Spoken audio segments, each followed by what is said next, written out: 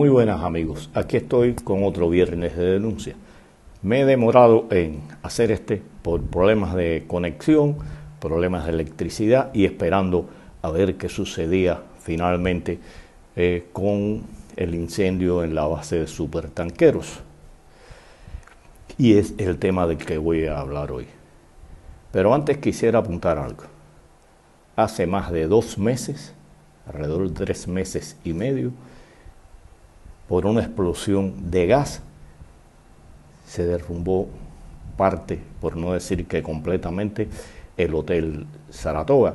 Y hasta estos momentos aún la dictadura cubana no ha dicho quién es el responsable, si fue CUPEC o si fue el Ministerio de Turismo, por las condiciones en que estaba el hotel.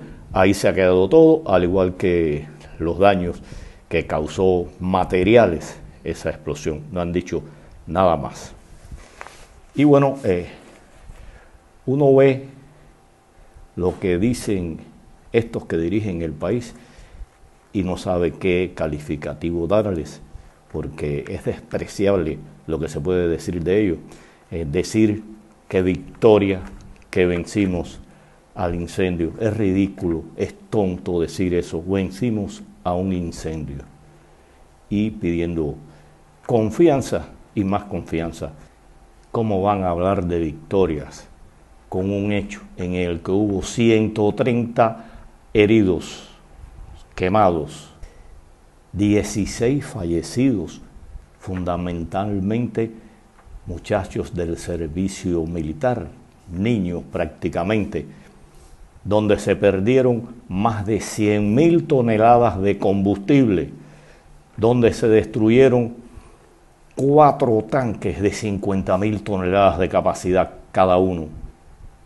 Se quemaron carros de bomberos, carros pipas, carros estatales, instalaciones, oficinas y demás. ¿Cómo van a decir que es una victoria?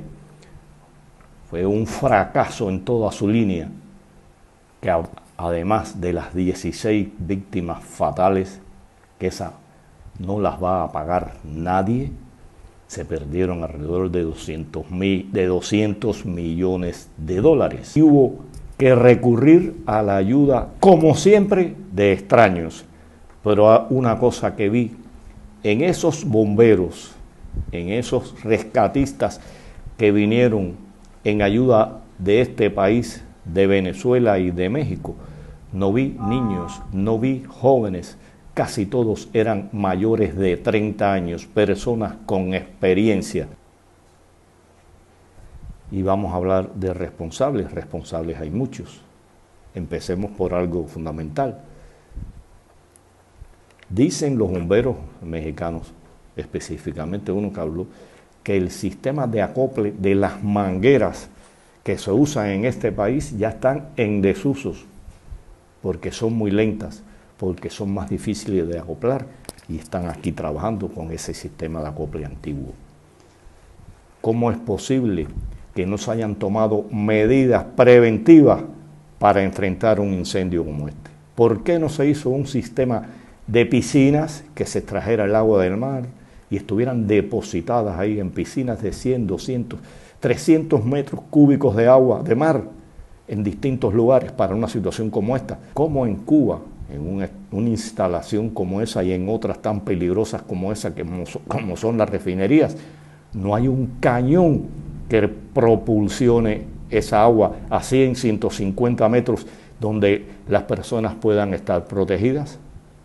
No vamos a hablar en realidad de un barco con estas características, pero vamos a adentrarnos un poco más en los problemas.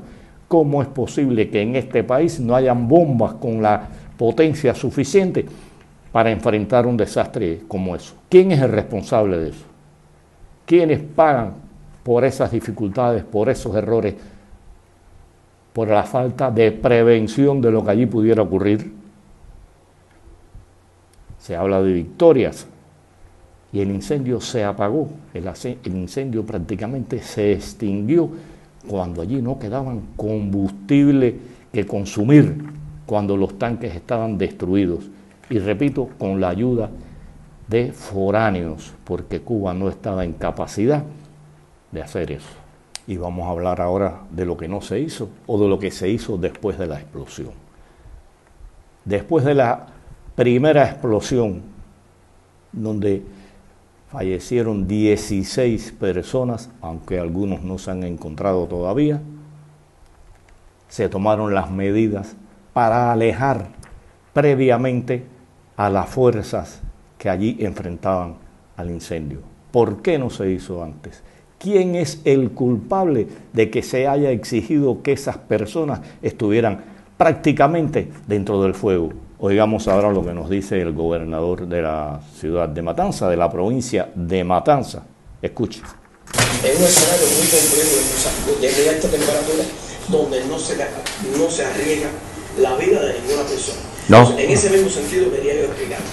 Es normal también que con esas temperaturas el tanque quiebre y drene, lo hemos estado explicando en otra ocasión.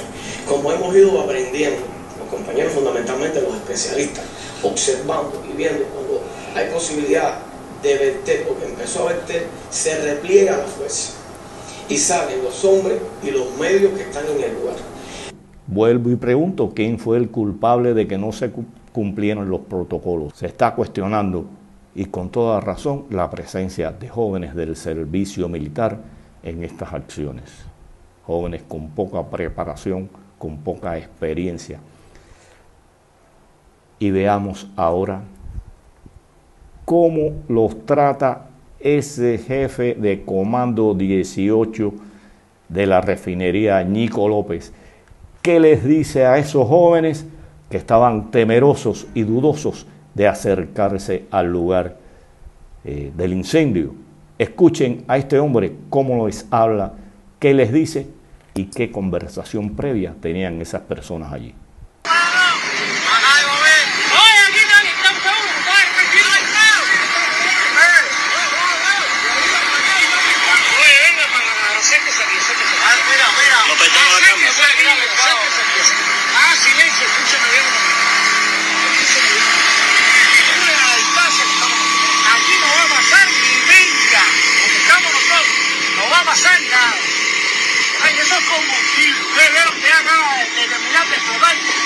Por supuesto que tenemos que sentir calor.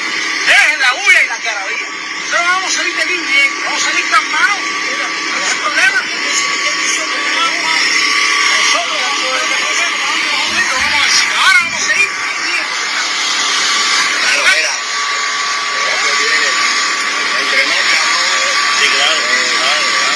Independientemente de la presión que ejerce sobre ellos, les dice que allí no va a pasar nada, y que ya había sucedido una explosión y se había derramado el combustible. Dice que no les iba a pasar nada y ya habían desaparecido en esos momentos 17 personas. No les iba a pasar nada. Increíble cómo puede hablarse así tan fácilmente de un incendio de estas proporciones. Repito nuevamente, ¿quién va a responder por esos jóvenes? ¿Quién va a responder por la vida de esas 16 personas que allí fallecieron? ¿Volverá el manto del olvido a cubrirlos? Nadie responderá como en otras ocasiones ha sucedido. Pero sí hay una cosa que queda claro. Este incendio, que devino en tragedia nacional, demuestra la incapacidad de este régimen para enfrentar una situación de este tipo. No hablen de victoria. Cuba es más que vulnerable. No alardeen más de lo que carecemos. No le pidan más al pueblo confianza. Una muestra de que el pueblo no confía en ustedes es que en Versalles, en la ciudad de Matanzas, las personas se autoevacuaron a pesar de que ustedes estaban diciendo que no era necesario. No les creen, no tienen confianza en ustedes y por eso salieron huyendo, por eso salieron de sus casas. Más de 1000 personas se autoevacuaron de allí porque no confían en ustedes. están cansados de que pidan confianza, de que pidan sacrificios y sucedan cosas como esta. Y uno siempre se pregunta, y me pregunto yo, ¿cómo es posible que personas que hablan así, que dicen estas tonterías, que cometen estas negligencias, pueden estar dirigiendo un país y pedirle al pueblo que confíe y se sacrifique? Es un horror tenerlos a ustedes al frente de este país. Un saludo a todos, hasta la próxima.